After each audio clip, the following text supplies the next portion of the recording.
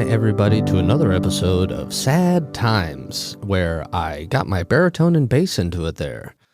My name is Kevin. I am your host. Thank you so much for joining. If you have not already, please tell a friend. The whole goal of Sad Times is to allow these stories to be told so that people who may be going through difficult times can hear something that helps them feel a little bit less alone. So on Sad Times, we try to have people on each week that talk about difficult, traumatic events in their life, talk about the sad times, the difficult times.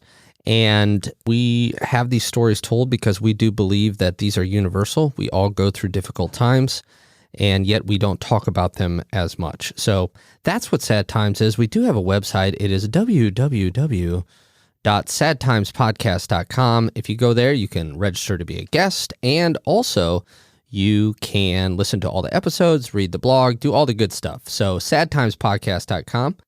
And before we get going today with our special guest, we do have a sponsor today. Today's sponsor is a little different than our usual sponsors. This one is a little more earnest, as it were. Today, Sad Times is brought to you by the Hysteria 51 podcast. Are you looking for a hilarious, irreverent take on conspiracy and the wacky? Look no further than Hysteria 51, co-created by your favorite producer, and at least in my top 15 favorite producers, Brent Hand.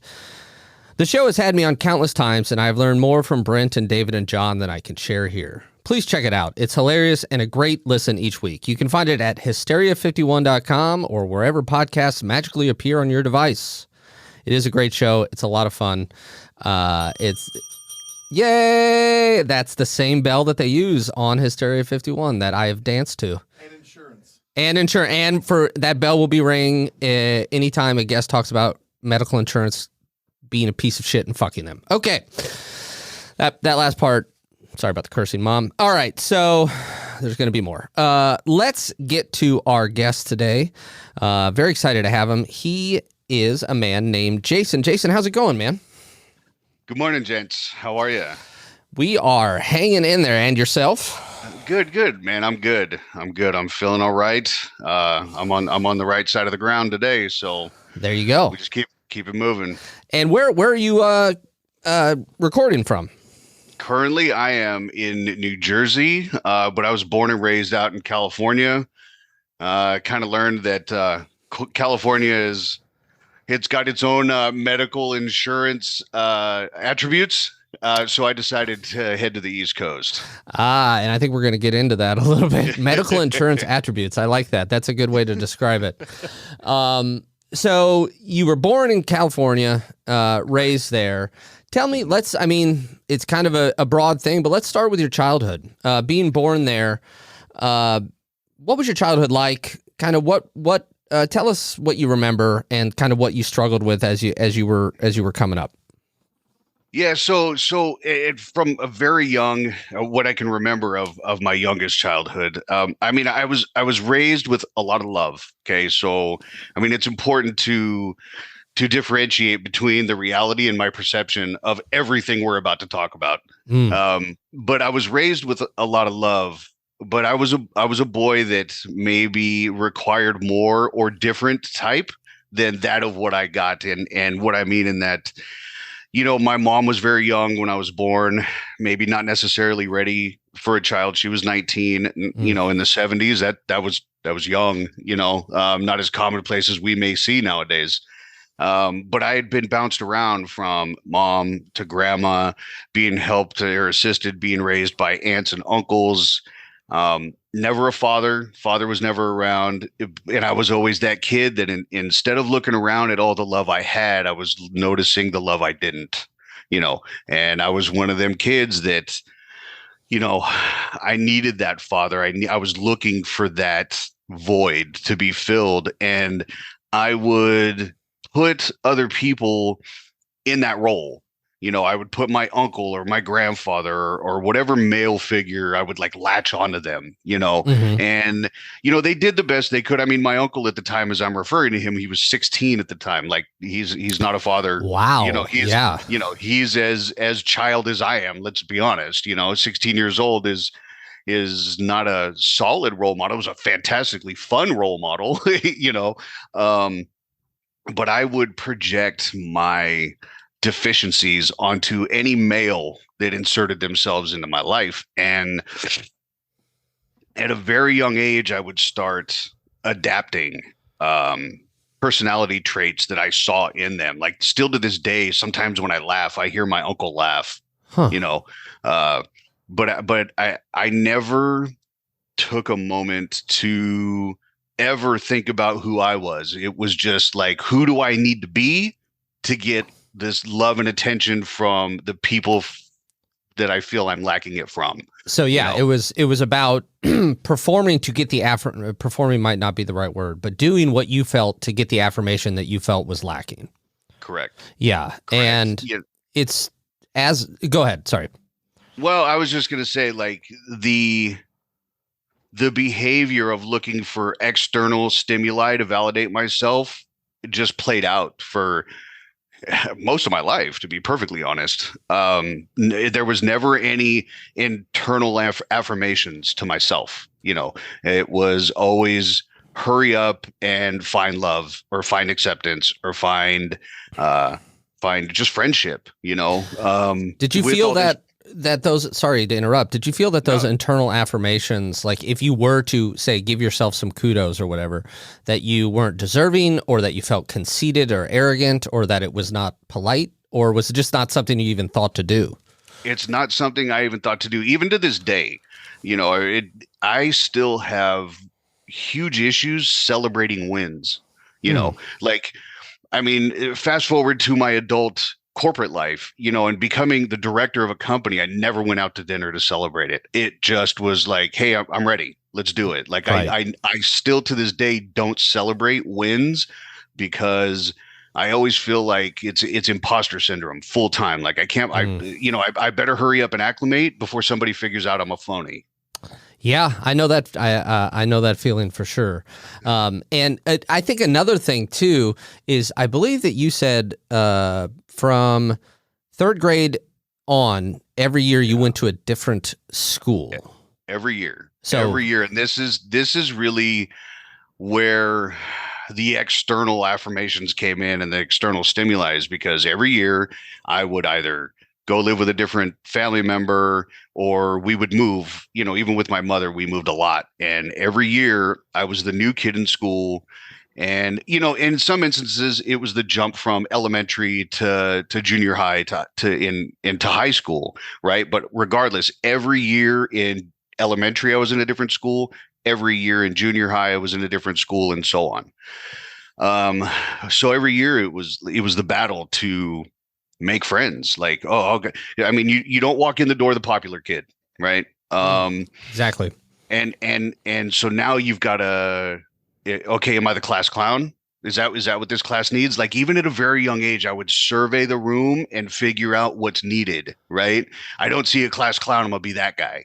Or I don't see the kid acting out, or I don't see the even in some instances, what's great, I don't see the quiet kid. I'm gonna be the quiet kid, which didn't Really? last long. Oh yeah, like my whole life I have surveyed a room and figured out how to control it. And that was like inherently inside of me of how do I fill a need here? How do I make myself valuable to the scenario by figuring out what's missing here and I'll fill that. I'll be that. If you'll be my friend, I'll be that for you. And when you would do that, whatever you chose, class clown, quiet guy, if you weren't getting the response that you felt affirmed you, what was your feeling? Was that just really defeating, a really difficult blow? Would you change your attempts at what you were trying to be? How would you react to that? No, I here's the thing is I would throw myself into it and I would just stick with it. And later on, this just led like eh, my attempts at bettering myself anywhere would be stifled by the fear of rejection, and it all like came from that. You know, when people didn't accept me for, hey, I'm the class clown, or hey, I'm the smart kid, or hey, because I was a really bright kid, but I would stifle that in order to get attention from the kids that I was trying to get attention from. So, if I picked a group and I'm gonna go be friends with these guys, and oh yeah, school's stupid. Yeah, you're right, school's stupid, and I'm this guy. you know, when the reality is that I know all the answers. You know what I Yeah. mean? So I don't, an interesting development of a chameleon skin at a very young age. Yeah. Uh, Were you always aware of having to this at read. the time, or was it more just Uh, second nature? you know what? I'll be honest with you, Kev. Like some of this, I didn't even realize until I started doing my own podcast and started talking through the things, because I started my own podcast almost as a therapy for myself to say the things out loud that happened and absorb it, because so many of these stories that live in my head of things that I lived through, I've never verbalized, I've never said, so I've never processed them. I mean, even in our first discussion that we ever had, I learned things about me just Mm. based on what you and I spoke of. Yeah. Right. And tell us, what is the name of your podcast and where It's can called people find it? Yeah, it's on really anywhere you download your podcast, but it's called My Madness Method. My And Madness Method. Okay. yeah, buddy. Cool. Oh, yeah, buddy. Yeah. Uh, all right. So you are moving a lot. You are looking for a parental figure. And this is all kind of going. You obviously start to get interested in girls in high school. Yeah. Yeah. And tell us about that. Well, so in not paying attention to the people around me that loved me, my mother, my grandmother, my aunts, my uncles, like I started seeking love elsewhere. Like, oh, they don't love me, they wouldn't be handing me around. These people were loving me the best way they could and doing the best they could. And I understand that now as an adult, but as a child, I never felt like anybody was wrapping their arms around me and saying, I'm going to keep you safe. And then at a very young age, 13, started having physical relationships with girls. And now all of a sudden, like, oh, what is this? Oh, Mm. this is nice. This feels like comfortable and safe and exciting. And she's into me and I'm into her. And this is like a thing. Like this is everything now. This is what I'm going to focus my attention on, because it's not filling the void, but it's filling a void. Mm. And it started becoming a focus of my attention. Now, all I was seeking was physical relationships at a very young age, when my mind, now looking back, I knew damn well, or I know damn well now, like my mind wasn't ready for that. Yeah. I look at my kids now and I'm like, no way, no Yeah. way at Right. all. I'm like, no way. Both of my kids now are older than I was when I started. And I'm looking at mine, I'm like, they're just babies. And here I am, like trying to make adult decisions with a physical relationship. Yeah. And, those, in every instance, like I'd get all into these girls. And I mean, I was always that kid that got cheated on a lot. And I took that very personally. For me, it was never them. It was me. What's wrong with me? What's wrong with me? What's wrong with me? Because that's how I've learned. It can't be everybody. It must be me. Right. Yeah. What is the common factor here where all this works out? Right. Right. Right. Right. And It's that me. can It's lead gotta be down me. a very dark way of thinking, right? Well, oh yeah, because then it became, I'm not worthy. I Mhm. must not be worthy of love, so stop looking for it. I'm not worthy of friendship, true friendship, so stop looking for it.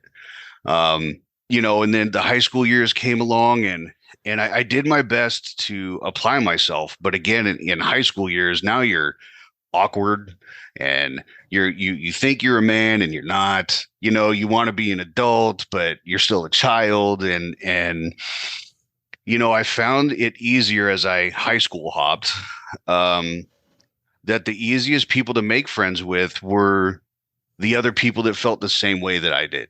And what was You know, that like? So you found the people who were also trying to fill a void. right. And they were feeling rejected, or I mean, come on, they're teenagers, like everything was a problem, right? Right. The world is falling down.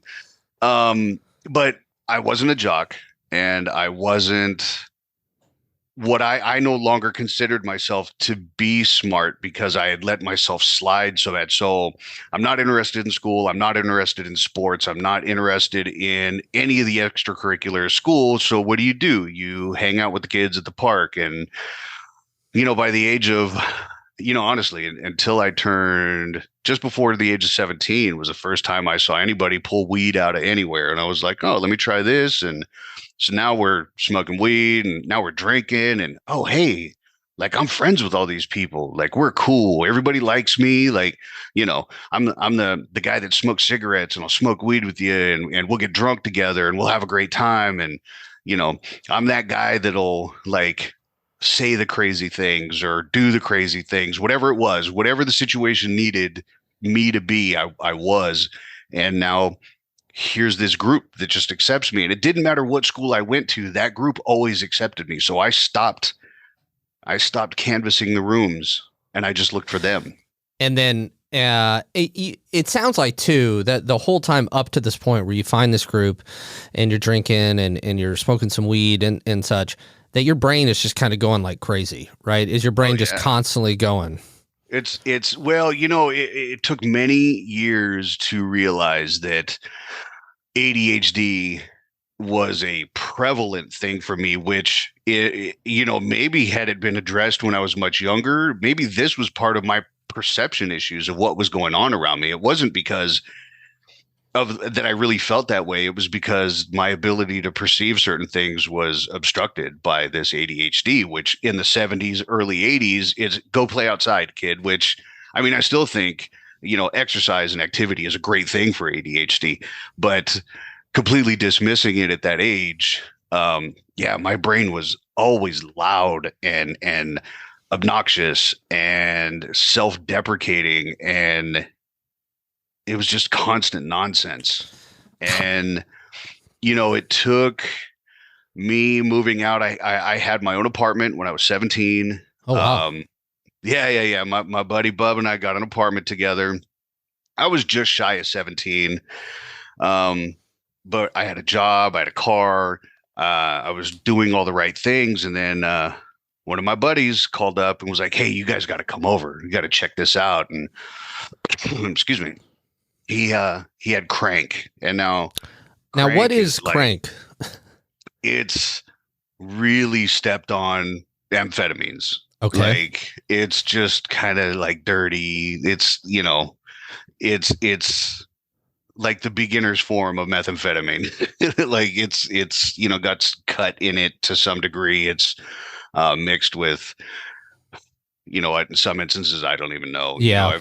I've heard some of them have baby formula in it. Some of them, whatever it is, to take the amphetamine and fluff it up and have a ton of it, Gotcha. So when you first tried crank, what was that like? Oh man, it was, first of all, it was exhilaration, right? My heart feels great. Man, I feel strong. I can take on the world and everything's great. And everybody's happy and talking. But what I found was that my brain was quiet. And I could focus, and I didn't have any of these self-loathing thoughts, and I did, like, everything was great. I felt like me, like this is how I should feel. This is how I think normal people should feel, Yeah. And in that, I thought, all of my buddies are having a good time. All these girls are loving it. Now, mind you, I still have my situation in looking for physical relationships, and this type of drug makes those easy. So that was happening, and my first instinct that night was, hey, we got to buy a lot of this. People are going to love this. It was like I just found Apple or Google or something. You know what I mean? Like, yeah, everybody's got to know about this. Right. I certainly wasn't discovering Plymouth Rock that night, but I sure felt like it. And I wanted everybody to know about it. And so I bought, I don't know, a couple ounces, whatever I could afford that day. And I just started handing it out. Like anybody. You were just giving it away. You weren't selling it. Oh, yeah, bro. I was a terrible drug dealer. Well, I shouldn't say that. I made my money. Okay. But in the grand scheme, like I made sure I made enough money that it paid for the party. It paid for my rent and my bills. Everything else got blown away. Huh. Like there was no pile of money sitting anywhere. Everything got paid, and the rest of it was to have a great time. And that continued for a decade. I would rather, oh, you want to be my friend? Let's get high. And now we're all getting high. And now you like me. I perceived the friendships and the physical attractions and the all the attention I got and everything. I saw that as people liking me when the reality is that they were just getting free drugs, you know. So it's like the drugs in this case became that's what you saw the room needed, was the person who brought the party. And Right. that's the role that you filled. Yeah. Yeah. And if you're young and man, you're having a good time, it's got to be extremely hard, very difficult to stop that, especially if, as you said, your brain felt quiet for maybe the first time ever. You were able to Right. focus. You felt normal, quote unquote Right. normal. Right. Can you tell us about the first time? So you were buying this stuff, and can you tell us about the first time you got pulled over? Oh man. So it took, I don't know, a couple of months before things were really doing well. Business was taking off, so to say. I had purchased myself a brand new 95 Thunderbird, beautiful car. And the first thing I did when I bought this car is I drove it across the street and I had it lowered and put rims on it. And then I drove Nice. it to a buddy's shop and I had a stereo system put in it. And then I took it to a mechanic and I had the headliner adjusted to where I could release it and hide things up there. And I had a false bottom put in my center console. And so anyway, several weeks go by and I'm driving in a part of town that's like the back way getting to Walmart, right? Walmart's, you're usually on a main road and then there's a neighborhood behind it and I would cruise through there. And as I'm driving and I know that people aren't happy about what I'm doing because there were other people that were in the game, so to say, right? And when you say the weren't game, excited. you mean selling drugs, right? Right. Okay. Right. So they weren't super excited about that. I was just, one, I was making money, and two, I was giving it away for free to boot. Right. So they're not fans. So I was always looking over my shoulder. And there was one night I was driving through this neighborhood and I see a car behind me with one headlight. And I'm like, oh, shit. Was What it is Jacob this? Dylan? Sorry. What's it? I made a wallflowers joke. Sorry. Brent, don't shake your head at me. So car with one headlight. I'll shut up. Sorry. Go ahead. Car with one headlight. So I started speeding up a little and he sped up a little and I sped up more. And now we're doing 60 in a residential. And I'm like, all right, well, I'm going to hit this Walmart where there's some lights because the neighborhood's dark. It had to have been, I don't know, between 11 and 1 if I had to guess. I don't remember the exact time. But I blow through a stop sign and son of a bitch, if cop lights don't light up on this Popeye vehicle behind me and it's a cop. And I'm no way this guy's driving around. And so I pull over and I recognize the cop, Officer Chops. I talk, that's what I call him. I talk about him in the podcast. Mm-hmm. He was the school's resource officer. And actually there was a file put against him because he was hitting on my girlfriend while she was underage working at the school. Right. Whoa. So yeah. So I was like, huh. And he was like, well, they pulled me out of the car. It's just him, small town. I think he knew who I was. I couldn't be sure. But anyway, he puts me back by his car and I'm watching this guy go through my car and his light, is shining through my tint. And I see him pull my ashtray up and my ashtray pulling it out is the release to the false bottom of my center console. And I see my change fly out of the ashtray. And I was like, oh, shit. All right, so he comes walking back over. He goes, you want to tell me about anything in the car? I said, you want to tell me how you got those charges dropped from the high school from hitting on underage girls? You guys, I'm telling you right now, I don't know where that came from. I don't know why I said it. I don't have an excuse for that. But he paused and I paused and I felt like I jumped over next to me going, oh, bro, you're in trouble. Yeah. and it was like silent for what felt like forever. And he goes, what are you saying? And I said, all I'm saying is that you've emptied my pockets and there's a bunch of money on your hood. Are you am I donating that or what are we doing? And he said, son, are you bribing an officer? I said, absolutely not. Abs, I would never. I said, but I mean, is the policeman's ball or whatever, is that what that's for? Right. And I was just such a smug little shit about it. And he goes back to my car and sits there, and I'm like, oh, I'm going to jail. I just started this. Like the party's over. And he comes back and he takes everything off of the hood, the money, the drugs that were in the little bit of baggies that were in my pocket, which was interesting that didn't create an issue. He scoops it all up, gets in his car, backs up, and leaves. And Wow. I sat there just silent, and I was like, what? I was like, maybe I'm dreaming. Maybe I'm too high. Maybe that's the case. Maybe I got myself too spun out here. So, you know, I went home back to the apartment, and I sort of started telling the team about it. You know, my buddies were there, and I was like, you know what? I'm not going to involve them with this because I don't think it makes sense. And eventually I had to tell my roommate, Bub, about what happened. And they were like, nah, dude, you're tripping, so on and so forth. But my apartment, I could see, if I went to my balcony, I could see the parking lot where the cops would leave on their shift, where they pulled in and out of the police department. Like I was that close to them doing all this shit. Oh, wow.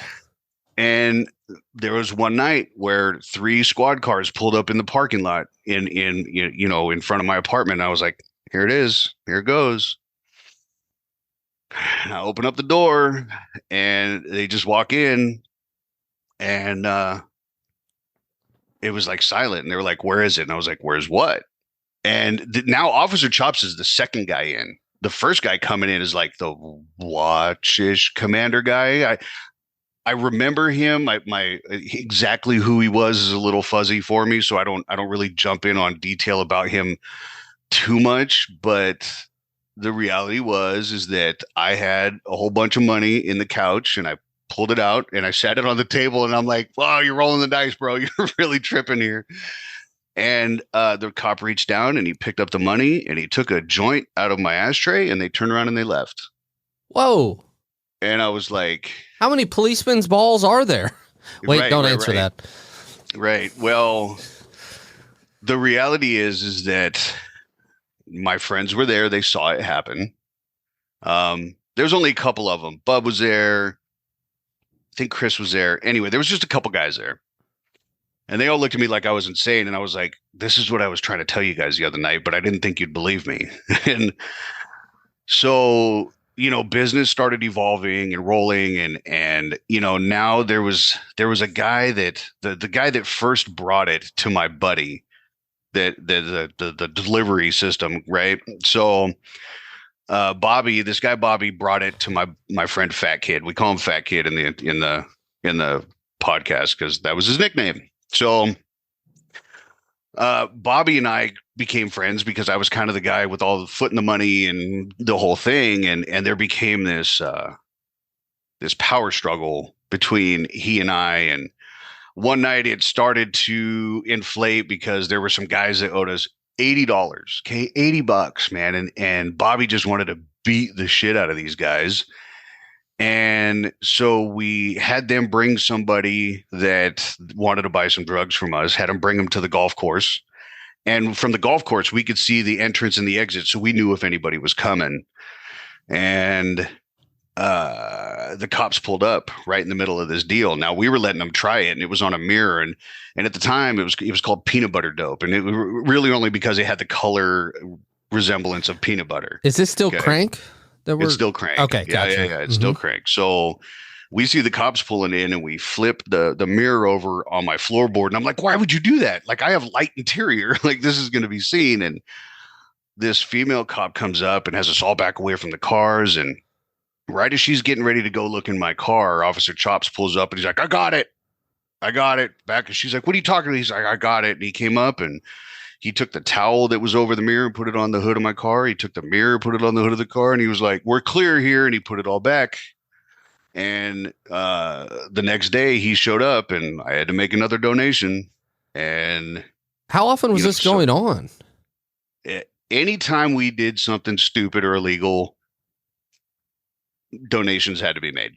Okay. And at this point, so you've been, I believe you called it the game. You've been in the game. Yeah. You've been dealing for a while. At this point, would you feel that you are into kind of the throes of addiction with the drugs? You know what? You know what? At this point, no. At this point, I'm still having a good time. I'm still paying my bills. I'm still working. It was just like a hobby that kept bringing me new friends, you know. Yeah. It wasn't even like, here's the thing, like the thing with the money and the cops was that it it was just what you're supposed to do, right? That's what the movies say. That's Yeah. what You the pay. rap music. Hmm. That's what all the rap songs say. You know what I mean? Like it wasn't that that was who I was. It was that those are the rules. Like that's what we're told. You know, and I just it worked, which is crazy, and you know, Well, when you say that at this point you weren't in addiction, and you said, "Well, I still had a job. I still paying my bills," that seems to me that you're saying that at some point those things stopped as well. Is that correct? oh yeah, 100%, because the power struggle between myself and Bobby created a big problem, because that wasn't what it was about for me. Like I wanted to take care of all my friends and have a good time. And you want to be the man, good, be the man, dude. Like that's fine. And you know that led into a lot of stressful situations. Yeah, yeah. And You know the abuse, the addiction. This is kind of really where it kicked off, is because now the arrogance starts kicking in, and oh, I'm making enough money. I got enough friends. I don't need to work anymore. I'm doing this, so now I have to stay up because I got to sell this stuff and I got to keep moving. And you know, eventually, you know, cops get reassigned and your oh, gravy train ends, you yeah. know, and you know, people start butting heads, and your access to drugs changes, and your perception starts getting skewed, you know, because yeah, I mean, I guess it's a bit of my own denial thinking that I wasn't in the throes of addiction while all of this was going on, because who does any of this shit sober? You know what I mean? Like Right. this isn't an average person's behavior. But to me, keeping a job, paying your bills, you know, that whole thing was, oh, I'm normal. This is a perfectly normal, you know, this is how I make friends. Look, everybody, it's great. You know, life Uh-huh. is good. And then when you start losing jobs and you start losing friends and losing cars, you know, it snowballs out of control very quick. And when it did, and when I started finding that I was surrounded by people that were saying they're my friends, but I was watching them do things that friends don't do. They were stealing from me, or they were not paying me back, or whatever the case may be. And I thought, I took a step back and I said, whoa, whoa, whoa. I said, this is getting far away from why I started doing this, Right. right? It's time to go. I got to get out of here. You mean And like leave so, town? oh yeah, Okay. yeah, because my in my head it was, if I can get out of this town, I can just go reset, you know, because this isn't who I am.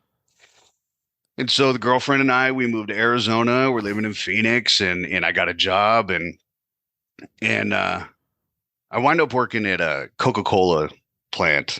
Oh, You know, nice. I'm loading trucks, and yeah, it was hot. It was terrible, dude. There was one day we were working, and it was 122 inside the warehouse because the doors had to be open so the trucks could pull through and get loaded. You know, the ones with the side roll up Sure. doors. Yeah. You know, so it was 122 in there. When we were picking cases, sodas were exploding in our faces. So Oh, we're covered in Jesus. sticky soda in 100. Anyway, it was awful, dude. It was awful, and you know, there was a day where we got the opportunity. Hey, who wants to go empty trucks? And really, it was to go out there and pull all the empty pallets out of the trucks that have returned from their routes. And I'm out there talking to a guy, and he was telling me about him, and I was telling him about me. And lo and behold, he's a meth dealer, and I'm a fan. Right, I'm a fan of the drug. Can I ask you So something real fast, Jason? So, yeah, like, in this move, was it part of the move to also stop doing crank? Was oh it to yeah, get bro. away from that? I You're was trying to be sober. sober. Okay. I was sober for months while I was there. And then Okay. I happen to meet this guy and he tells his story and I tell mine. And guess what? Guess where we go after work? We go back to his Hmm. apartment and I get fired up on some good meth. Like now we're talking like, crystal clean stuff. And, I had dabbled in it before I left. Part of the reason why I had left California is because it changed from crank to crystal. I guess I should backtrack just a little bit because, when Bobby and I had our falling apart and I separated from everyone and moved out of that immediate town into Stockton, I started a job. I was sober and I wound up meeting some Filipino guys that used to come in real late and they started buying things and just leaving me dope. And I would show my buddies like, hey man, look at this little baggie of stuff, dude, man. And they're like, oh no, for that amount of money, for that $60, I could get this whole big old bag of crank. And then they all tried it and they all got on board, right? Hmm. So So it was away from crank onto meth. onto crystal, right? Yeah. And you So you had told me too that around this time, as you were falling into the addiction, something that you told me that really resonated with me is that the more that you struggled not to fall into a hole, the deeper you would kind of fall. It felt like it was your own creation. And you also talked about how it's almost like the addiction is in the back of your head, slowly latching onto you. oh yeah. Can you explain that specifically? Because I think we all in the world hear about addiction and I don't know if a lot of people understand it. So can you maybe give your perspective on what addiction is? Well, see, here's the thing. For me, my addiction grew because I found something that helped me feel better and helped me not have to deal with the mental trauma or whatever traumas it was that I was trying to escape from. So my addiction or dependency developed because I was using this as a crutch to not deal with reality. Okay. So it wasn't so much that, I started off with a problem. Oh, you hear instances of, oh, I tried it once and I was hooked. Like I had quit several times because for a moment there was clarity and I needed to make a better choice for myself. And I was able to walk away, but inevitably that devil on my shoulder would go, hey, but things are still this way. And it was my way to either cope or not cope with whatever problems it was, and they just compound, right? And they just get worse. So for me, my addiction was twofold. One, it was the inability to recognize the love that I had. And it was this ADHD brain that wouldn't allow me to really face and deal with reality, But then I started with behaviors that were even clouding that, like, oh, now nobody wants to be my friend, or this girl doesn't like me, she cheated on me, and it's just piling up and piling up and suppressing the real issue. And my addiction allowed me to function while the core issue was never dealt with. Like so many of us, there's a ton of addicts, and I speak only for the people I've spoken to and myself. But there's so many of us that instead of dealing with the core issue, we deal with addiction, right? And so many people, in my opinion, in my experience, need to deal with the core issue to deal with the addiction. You can send somebody to rehab for 30 days and then send them off running. But if you've never dealt with the reason why they ended up in rehab, the core issue, all you're doing is sending off a dry drunk or sending off a dry addict, Mm-hmm. because you've never dealt with the core issue. You're still sending them out there with their issues. They're just sober, Yeah. you know. Yeah. So And go ahead. go I'm ahead. sorry. Please. I was just going to say, making it to Arizona and look what found me, Yeah. the addiction found me, or I found it, I guess it seemed almost like fate. Like, but here's the thing. That was my test. I could have said no and I didn't because there it is. There's my thing. Like, boom, I'm back in it, and ultimately that the whole downfall in Arizona forced me back to California. And, it's and it didn't get better. I got wrapped up in even deeper, and I became part of a quote unquote family. I had a role in a family where this is my job, this is what I do, these are the amount of money I have to turn. This is like I throttled down on my skills. It was like I was running around honing my skills to be this crazy drug dealer, and all I was this kid that wanted friends. Yeah. Like that's the Did you craziest. did you often look around and say, "Well, wait a minute. How did I get here? I was just, partying with my friends at 18 and, people were coming over, we were having a good time, and now like you said you're kind of part of a family or what have you." Right. Yeah. There was I mean, fast forward just a little bit to perfect to that example is I ultimately wind up in Vegas, and I sat in a room and we were having a session, quote unquote session. It's when we all sit around and just smoke meth, right? And I looked around the room, and the guy to my right was on the run for murder. He had crushed a guy with a refrigerator repeatedly. Oh, Um, and then the guy next to him was on the run from the feds for stealing a database from a DMV. And the guy next to him was a pimp. And the guy next to him was his enforcer. And then the guy next to him was the son of a prominent hotel builder in Vegas.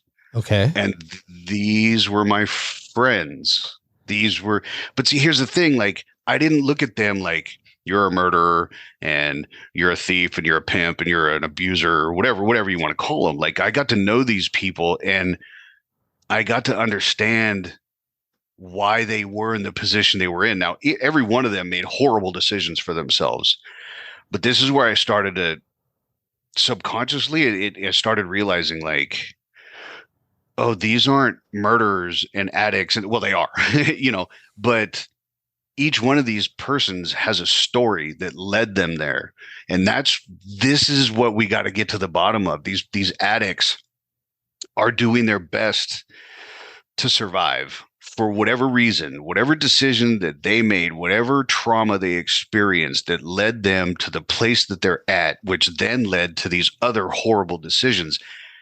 We have to start treating addicts like people that have trauma and issues and get to the core of that, because otherwise we wind up with a really good kid that just wants some friends in a room full of murderers and criminals. And not that I wasn't a criminal, let's be honest here. But I certainly wasn't a murderer, and I certainly, wasn't robbing DMVs. And you get what I'm saying? Like, Yeah, and these are people. These are people that made horrible decisions one right after another until it led here. yeah, in the same way that, I was saying earlier, oh, we hear the word addiction a lot and then we kind of brush it aside.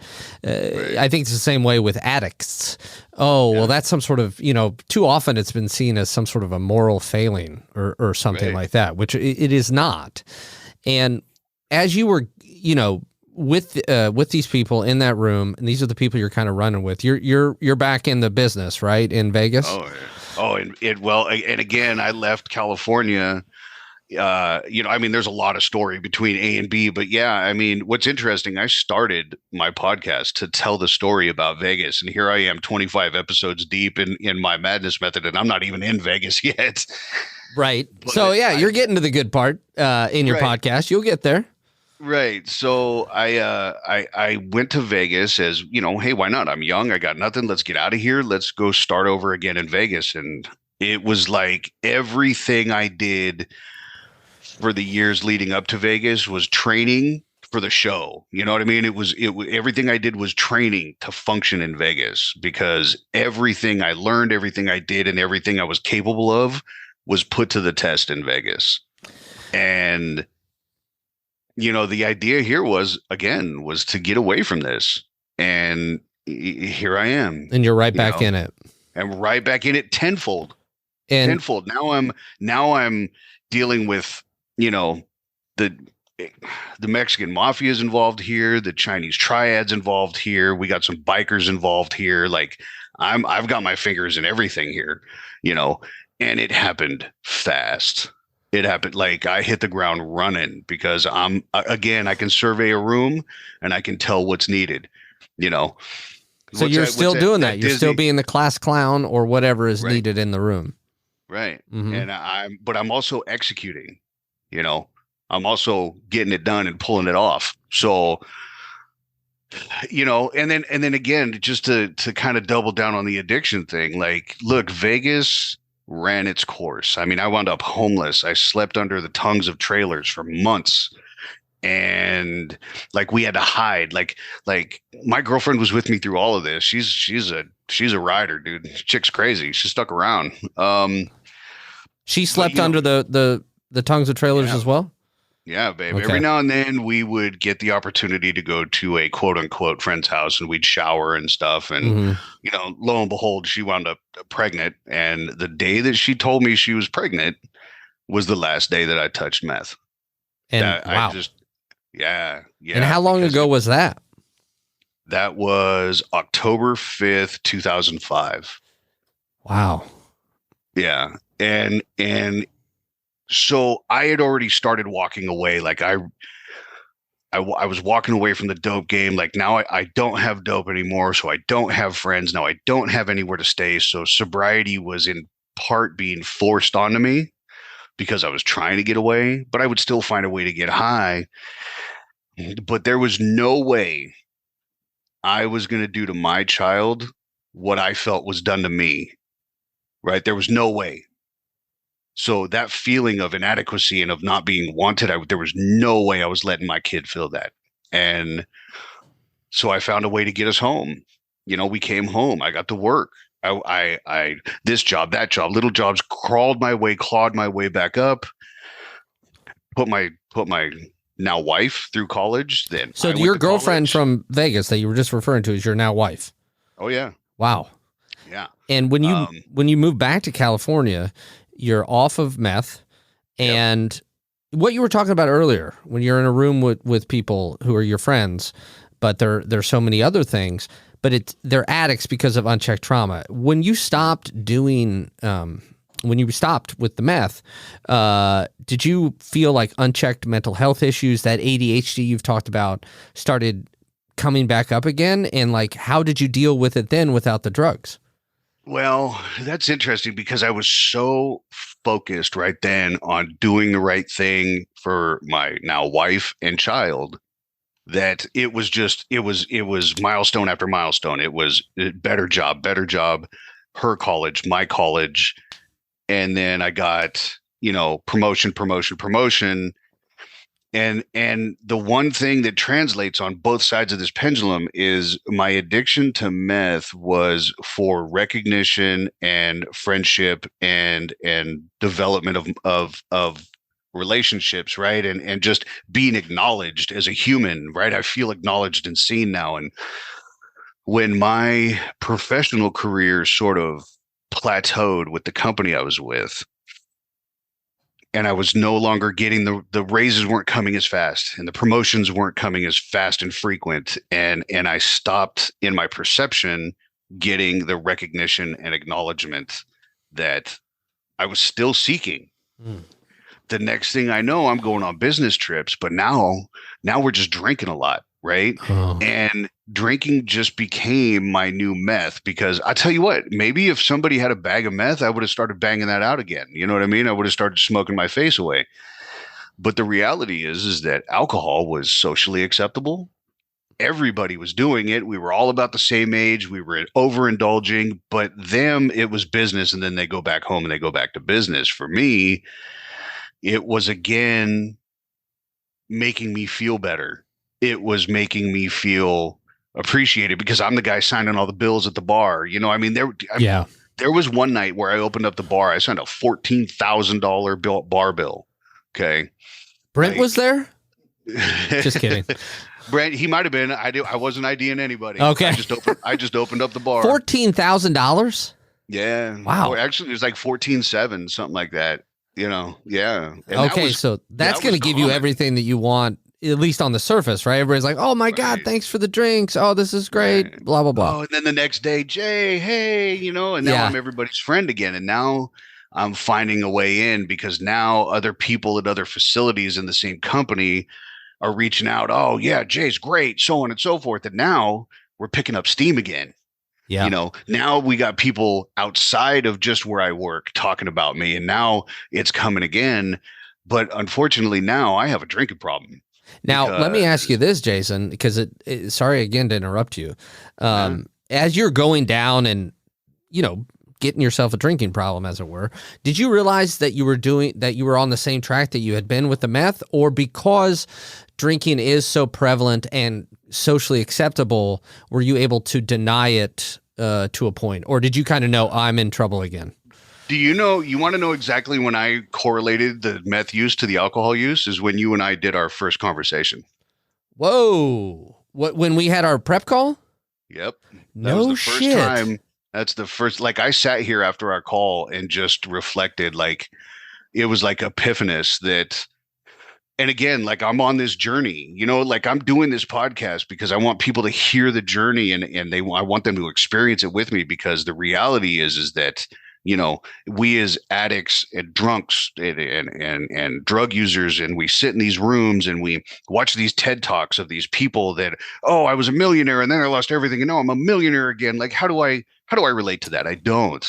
My hope here is to tell a story that people can relate to, and part of the ability to relate to it is the fact that I'm on this journey with you. Yeah. And that was when I put it together, is that you and I were having the conversation and it didn't dawn on me that the chase for acceptance and status on either end of this addiction, whether it was meth or alcohol, they were connected. And until I started dealing with the core issue of the childhood Jason, that it's okay, dude. Like I love you still, and how many people I have a picture of my young self on the face of my cell phone because that's who I do it for every day is little me. I need to make little me proud. Like, when was the last time you told little Kev that you love him? You know what I mean? Like he's in there. Is He's that a in trick there. question? No, No, I'm just no, kidding. No, not yeah, showed him. yeah, he isn't. You're exactly right too. And something that I say a lot on the show, and I always try to end the show, is that there's always room for kindness and grace, even with yourself. Yeah, And for a long time, I thought, and I still think to a great degree, that it's not worth it, or that's not what's needed, or I don't deserve it. yeah, And getting over those humps is in the mental health journey is quite arduous.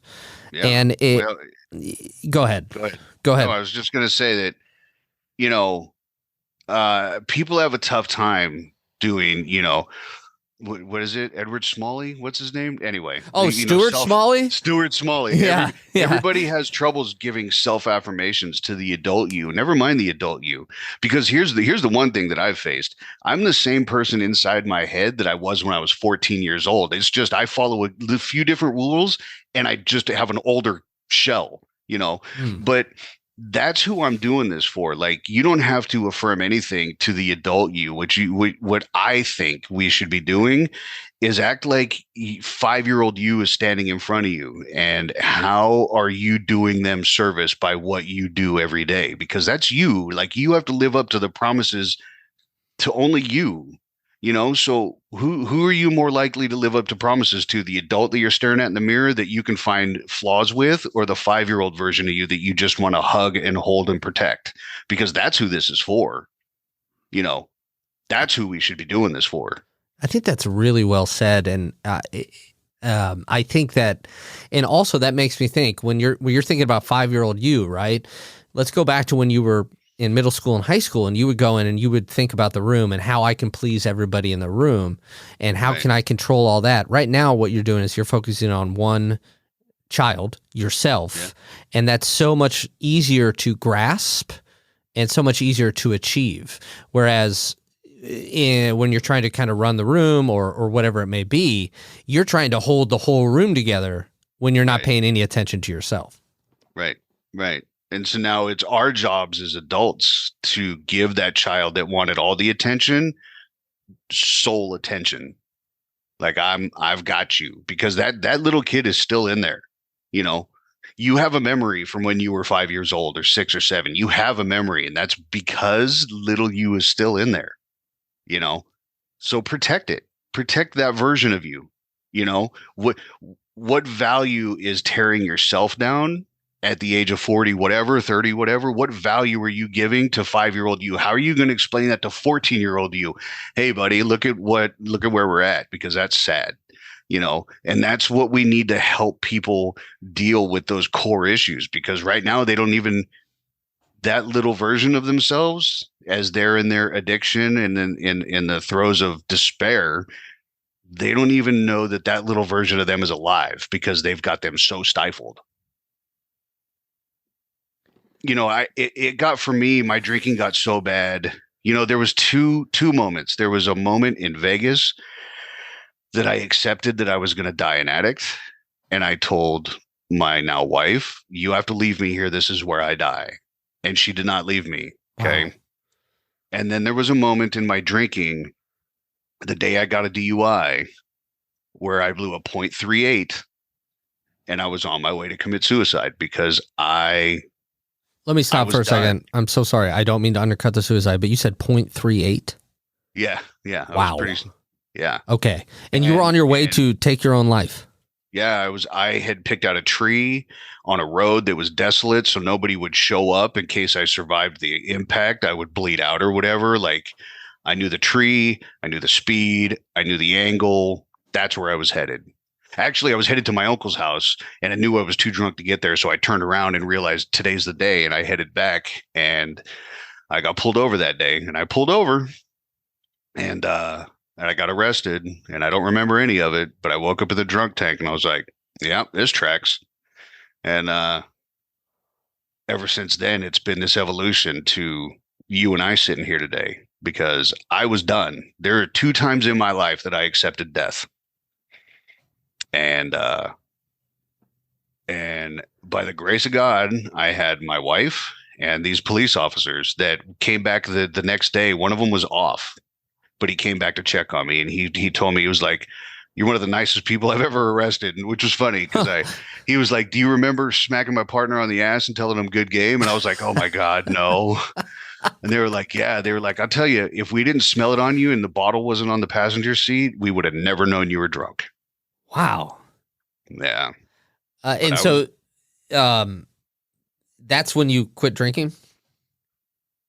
I've had a few relapses in there. It's a process. Sure. It's a struggle. I hear people that go into rooms and when does it get easy? And it never. Yeah. It never gets easy. It's a fight. You got to fight for you.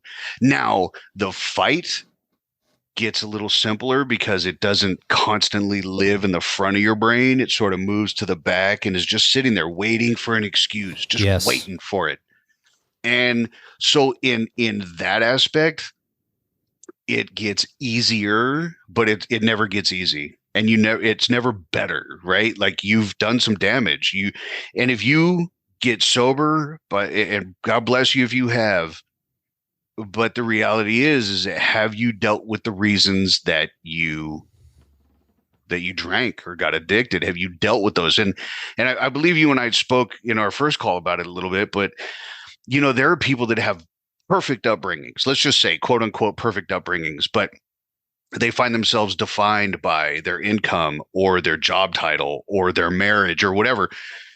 And if any one of those dissolves and they then turn to drinking, but I had a perfect upbringing. Okay, but the things that you've allowed yourself to be defined by have now created an issue. You have to deal with those. So you need to figure out what your thing is, what your core is, and make sure that you address that, because that is the only way, in my opinion, that it begins to get easier. The only way to get that devil to move from the front of your brain to the back of your brain is to start taking care of the core issue. And again, I just want to preface like I speak for myself and people I've spoken to. I'm sure this isn't for everybody, and I'm sure people will disagree with me to some degree, but here's the thing, man. Like, I'm trying to tell this story because I've learned one thing. I believe in everybody. I believe I believe there's enough love in my heart for everybody, and if I could save every addict out there, I would do it. I know that's not a realistic thing, but if I can save one, if I can help save one, if I could connect to just one person and let them know it's okay to not be okay, but let's deal with it. Let's take it head on. It's you got to start somewhere, and I'm going to bare my soul in my podcast. I hold nothing back. You're hearing it all. But you're going to get something to connect to, I promise, because I've been through it. And I don't want to be some guy doing a TED talk telling you how my life was great and then it wasn't for a minute and now my life's back to great again, because how do you relate to that? Like, no, it started off misinterpreted and then it got bad and then it got worse and then now it's okay. And that's okay. Yeah. So, again, very, very well said. And it made me think of, we had a guest on here across 3 episodes. Her name was Katie. Wonderful woman, extremely cool, talented, went through some very difficult times in her life. And we have a guest blog series on the Sad Times website. I'm going to send it to you after we're done, where she talks about her thoughts on addiction and recovery. And I think that you will find that you guys have a lot of beliefs in common, because you're really speaking the same way that she was. So I will definitely be sending that to you. cool. Yeah, that's cool. Before we wrap up, go ahead. I was just going to add one more thing. Please. That what I really hope to get out of this is there. There's this stigma like, oh, addicts, like, yo, you went to rehab, shh, be quiet, don't tell people, or, oh, you go to AA meetings, or, oh, like I'm going to recover out loud for the people that feel like they can't. And I really want to align myself with people that are the same, because if we make enough noise, we can take the stigma away and we can really get to the core of this. And that's really my hope here. Man, and that's awesome, and that's brave, and it's generous, and I kudos to you, sir. I mean, I think that's amazing. And again, as you said, there's so much in between of what we talked about today. So tell us again one more time the name of your podcast, so that people can go start to listen to the story from the beginning. It's called My Madness Method, and it is just that. All right. It's the explanation of how I survived. Jason, I really appreciate your time today. I appreciate you reaching out. I appreciate your honesty, and I appreciate the work that you are trying to do to help others. It is not easy, as you said. It's hard every single day, and to put the extra effort in to help other people who are not seen, to let them know that it's okay to not be okay, is extremely admirable, and I thank you for that. Thanks, Kev. Appreciate it. Yeah. And thank you, Jason. And for everybody else who is listening, I will end, like I mentioned earlier in the episode, with a reminder that there is always room for kindness and grace, even with ourselves. There is always room for kindness and grace, and we will see you next time on Sad Times.